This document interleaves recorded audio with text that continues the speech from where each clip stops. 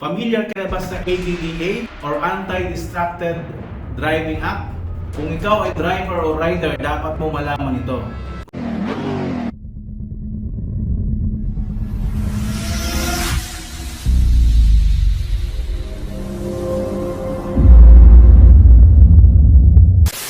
Kumusta mga kagala? Narito na naman po ang inyong kagala upang maghatid ng mahalagang impormasyon patungkol sa 16 or 16 na bagay na dapat mong malaman patungkol sa ADA or ADDA or Anti-Distracted Driving Act. Kung first time mo pa lang sa channel na to, please consider subscribing by clicking the subscribe button and click notification bell and select all para updated ka lagi sa mga susunod kong video na posibleng makatulong sa iyo. At sa ating Facebook page naman, pakiclick lang yung like or follow. Bilang driver o rider na madalas bumiyahe sa kalsada, dapat mong malaman ito dahil makakatulong ito upang makaiwas ka sa posibleng abala at pagmumulta pagdating ng araw. Handa ka na ba, kagala? Tara na! Number 1. Ano nga ba itong RA 10913 o Anti-Distracted Driving Act or ADA? Ang RA 10913 or Anti-Distracted Driving Act or ADA ay isang batas na nagbabawal sa nagmamaneho ng anumang sasakyan o motor na humawak at gumamit ng communication or entertainment gadget o kagaya ng cellphone. Ang pagbabawal ay applicable habang ang sasakyan ay tumatakbo o pansamantalang nakatigil sa stoplight or intersection. Pinirmahan ito noong July 21, 2016 ng dating Presidente Benigno Aquino III or si President Noynoy. At ipinatupad noong Mayo 18 or May 18, 2017. Number 2. Anong mga sasakyan ang sakop ng batas na ito? Ang sakop na sasakyan ng batas na ito ay parehong public and private vehicle. At alam niyo ba na sakop din dito ang mga sumusunod kagaya ng wheeled agricultural machineries, katulad ng tractor, water tanks, etc. Mga construction equipment kagaya ng transit mixer, payloader, pison at iba pa. At alam niyo ba na pati na rin ang bisikleta, pedicab, trolleys, habal-habal, kuliglig, wagons, carriages, at cars na ino-operate ng tao o kaya hayop as long as ibiniyahe ito sa pampublikong kalsada. O, nagulat ka ba? Akala natin di kasama yung mga bike at pedicab, no? At kuliglig, pati na rin yung kalesa. So yung pala, sakop din pala ang mga ito. Number 3, ano ang pinagbabawal ng batas na ito? Bawal gawin ang mga ito habang ikaw ay nagmamaneho sa kalsada o nakatigil sa isang stoplight. Una, paggawa o pagtanggap ng tawag sa iyong mobile phone. Susunod, pagte-text sa iyong mobile phone. Pangatlo, paglalaro ng game sa iyong mobile phone. Pang-apat, panunood ng video or movie sa iyong mobile phone. Pang-lima, paggamit ng calculator sa iyong cellphone. Halimbawa, ikaw mayroong i-calculate o may computing ka. Pagbabasa ng e-books, pag-compose ng mensahe ng text sa iyong cellphone, at pagsusurf or browse sa internet or pag-google. Number 4, pwede bang gamitin ng driver o rider ang kanyang mobile phone habang siya ay nakastuck sa isang traffic? Ang sagot po ay hindi pwedeng gamitin kahit naipit ka lang sa isang traffic. Hanggat nakasakay ka sa iyong sasakyan, hindi mo pwedeng hawakan o gamitin ang iyong gadget para mag-text o tumawag o tumanggap ng tawag. Maglaro ng video games. Syempre, baka naboboard ka sa traffic, no? So, ilan sa atin gusto maglaro ng video games pero bawal po yan. Manood ng video sa YouTube o kaya sa Netflix, sa iyong cellphone o kaya mag-Google or anumang katulad nito na hindi pwedeng gawin. So, ano mga gawain naman ang exempted sa batas na ito? Number 5. Ang mga motorista ay pinapayagan lamang na tumawag o tumanggap ng tawag o text kapag emergency sa pulis, ambulansya, ospital o barangay, lalo na kapag may krimen, aksidente, banta ng bomba o terorista, sunog o pagsabog, at may nangangailangan ng immediate medical attention. O kung ang personal safety ay na-compromise o sa madaling salita kapag nanganganib ang buhay mo. Number 6. Pwede ba natin gamitin ang hands-free function ng ating mobile phone para tumawag o tumanggap ng tawag? Ang sagot po ay opo.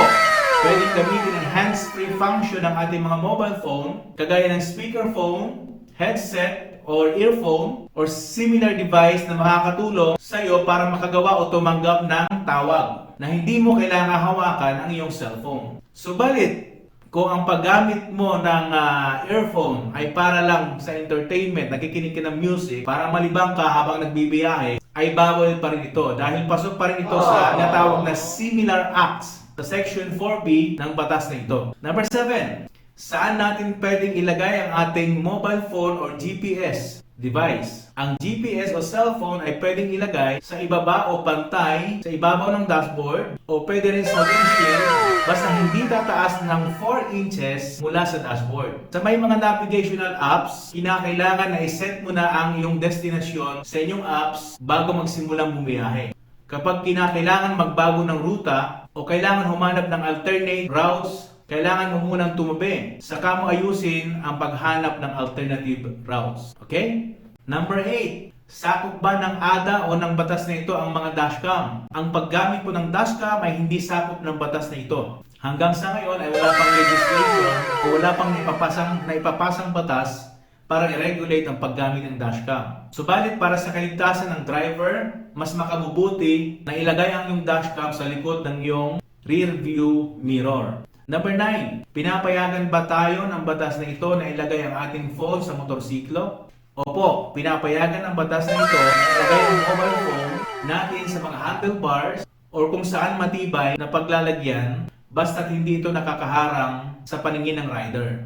Number 10. Ang batas ba na ito o ADA ay nagbabawal din ng mga accessories sa dashboard ng sasakyan? How about engaging in our distracting activities? Sakop ba ito ng ADA? Ang sagot ay hindi. Ang ADA ay nagbabawal lamang sa paggamit ng mobile communication at ibang electronic gadget for entertainment habang ang sasakyan ay tumatakbo o kaya nakatigil sa isang stoplight o dahil sa traffic. Hindi nito sakop ang paglalagay sa dashboard ng ibang bagay kagaya ng rosaryo, stickers, tachometers, figurines, dashboard toys, crucifix, at iba pang katulad nito. Hindi rin sakop ito ang ibang activities katulad ng pag-makeup, pag-inom ng kape, at mga katulad nito na gawain. Number 11. Sino ang otorisado na manghuli sa mga lalabag sa batas na ito? Ang authorized lamang mga kagala, tandaan natin, ay ang Department of Transportation, Land Transportation Office or LTO, PNP, HPG, MMDA, at mga LGUs authorized to apprehend violators of the ADA. Number 12. Paano natin malalaman kung ang driver ng sasakyan na private na fully or heavily tinted na sila ay lumalabag sa ADA? Bukod po sa high definition cameras na kaya mag-monitor ng ilaw mula sa mga devices sa loob ng isang napaka-tinted na sasakyan, pinaigting din ng batas ang pagpapatupad dito sa pamagitan ng mga enforcer on ground na sinanay sa mga galaw ng sasakyan para malaman kung may ginagawang distracting activities sa loob ng sasakyan ang driver. Number 13. Ano ang mga parusa o multa sa batas na ito? Ang mga lalabag ay magmumulta ng 5,000 pesos for the first offense, 10,000 pesos for the second offense, and 15,000 pesos for the third offense with a 3-month suspension of your driver's license. Kapag lumampas ka na ng tatlong beses na paglabag sa batas na ito, magkakaroon ka na ng revocation of driver's license at magmumulta ka ng 20,000 pesos. Number 14. Paano yung mga operators ng public utility vehicles or PUV, sila ba ay liable din kapag lumabag sa batas ang kanilang mga driver? Ang sagot po ay yes. Ang mga operators and owners of public utility vehicles ay liable or mananagot sa batas na ito sa mga violations ng kanilang mga driver. Number 15. Saan ko pwedeng bayaran ang violation patungkol dito? Sa mga mahuhuli ng LTO o kaya PNP, HPG, enforcers, pwede sila magbayad sa malapit na LTO office covering the area kung saan sila mahuhuli. Sa mga mahuhuli naman ng MMDA, enforcers, pwede sila magbayad ng kanilang violation sa mga bayad center sa loob ng 7 araw or 7 days matapos maisyuhan ng ticket. Pwede rin naman sila magbayad sa MMDA main office sa Guadalupe, Makati City. Number 16, last. Paano naman yung mga lalabag na katulad ng mga cyclist o yung mga nagmamaneho ng sasakyan na hindi nire-require ang lisensya. Paano sila mahuhuli o parurusahan? Ang mga motorista katulad nito na mahuhuli sa batas na ito o mahuhuli na nagbabiolate ang ADA habang nakasakay sa bisikleta, wheeled agricultural machineries, construction equipment, at iba pa katulad ng pedicab, trolleys, wagons, carriages, and cars ay iisyuhan ng ticket at sasamahan sila ng enforcer sa malapit na payment center para mabayaran nila ang penalty or multa nila. Yun. So yun pala yun. No? Kung sakaling walang dalang pera yung nahuli, kukunin ng enforcer ang kanyang dalang sasakyan upang keep for 6 months hanggang ang violator ay makapag-present ng proof of payment ng kanyang violation or multa. Kapag hindi na-settle ng violator ang kanyang multa sa loob ng 6 months, may karapatan ng LTO na ibenta ang nasabing sasakyan in favor of the government. Ano ka? So dapat huwag kang magbabiolate, no? Sayang naman yung sasakyan mo. Kaya mga kagala, mas lamang ang may alam. Kapag binabaliwala natin ang mga batas na katulad nito, ay pwede tayong maabala o mapagastos sa multa pag tayo ay nakalabag sa mga batas trapiko. Kaya mas maganda, alamin mo ito, alamin natin ito, sundin natin ang mga ganitong batas upang hindi tayo maabala at gumastos. Maraming salamat mga kagala sa inyong panunood. Sana po meron kayong natutunan sa episode nito. Kung nagustuhan mo ito, pwede mo i-share sa mga kaibigan, sa inyong Facebook, sa inyong mga kamag-anak, no? Para maging aware din sila.